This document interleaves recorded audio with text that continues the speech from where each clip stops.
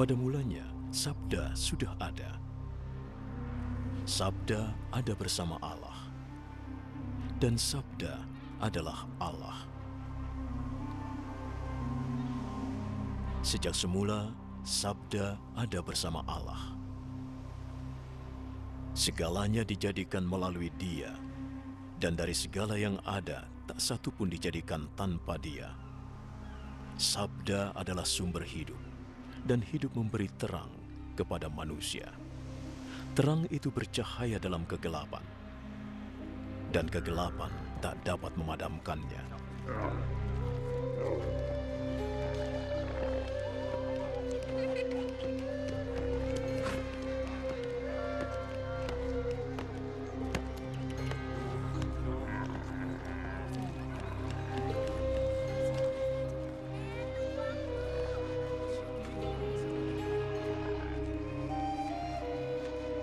Allah mengirim utusannya, seseorang bernama Yohanes, yang datang untuk mewartakan tentang terang itu, supaya semua orang mendengar warta itu dan percaya. Ia sendiri bukan terang itu. Ia datang hanya untuk mewartakannya. Itu adalah terang sejati. Terang yang datang ke dunia dan menerangi semua manusia.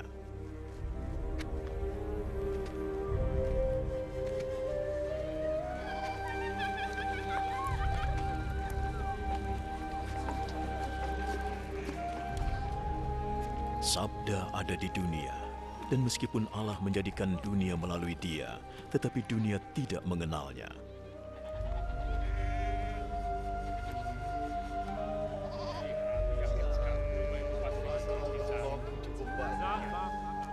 Ia datang ke negerinya sendiri, tetapi bangsanya tidak menerimanya. Namun ada juga yang menerimanya dan percaya, sehingga mereka diberinya hak untuk menjadi anak-anak Allah. Mereka semua menjadi anak-anak Allah, bukan karena dilahirkan sebagai anak dari seorang manusia. Allah sendirilah yang menjadi bapa mereka.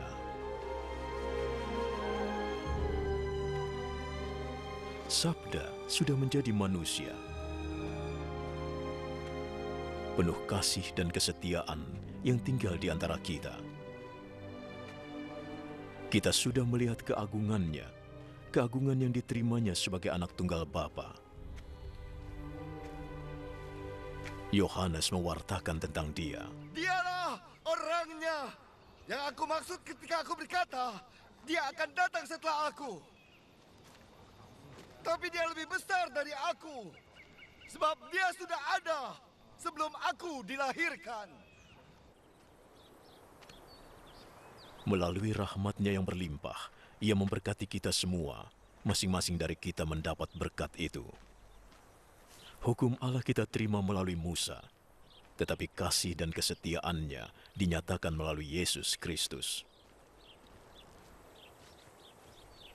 Tidak ada yang pernah melihat Allah, anak tunggal Allah yang sama dengannya, dan erat sekali kepadanya.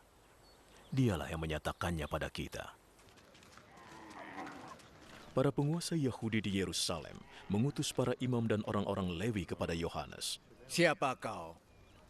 Yohanes tidak menolak untuk menjawab, tetapi dia berkata secara terus terang.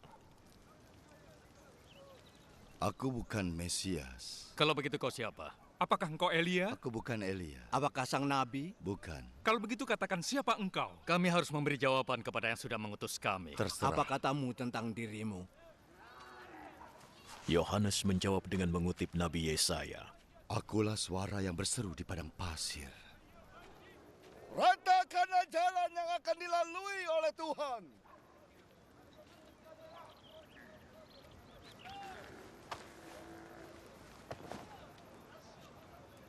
Lalu mereka yang diutus oleh orang-orang Farisi bertanya pada Yohanes. Kalau engkau bukan Mesias, bukan Elia, bukan sang nabi, mengapa engkau membaptis? Aku membaptis dengan air. Tapi di antara kalian ada orang yang tidak kalian kenal. Dia datang setelah aku.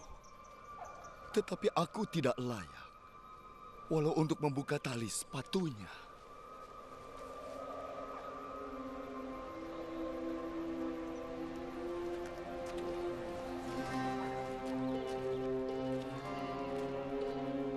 Semua itu terjadi di Betania, di sebelah timur Sungai Yordan, tempat Yohanes membaptis.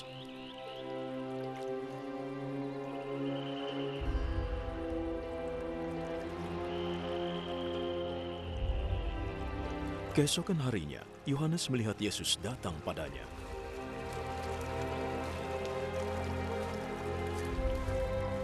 Dialah anak domba Allah yang menghapus dosa dunia.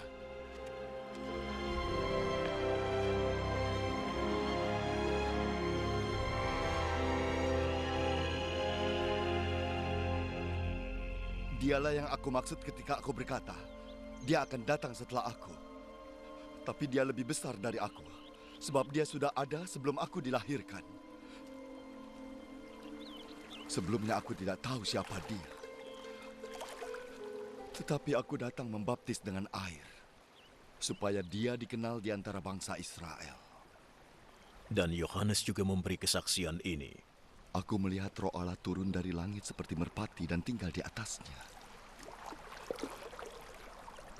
Waktu itu aku belum tahu bahwa dia orangnya, tetapi Allah yang menyuruhku membaptis dengan air berkata, engkau akan melihat Roh turun dan tinggal di atas seseorang. Dialah yang akan membaptis dengan Roh Kudus. Aku melihatnya sendiri dan memberi kesaksian bahwa dialah anak Allah.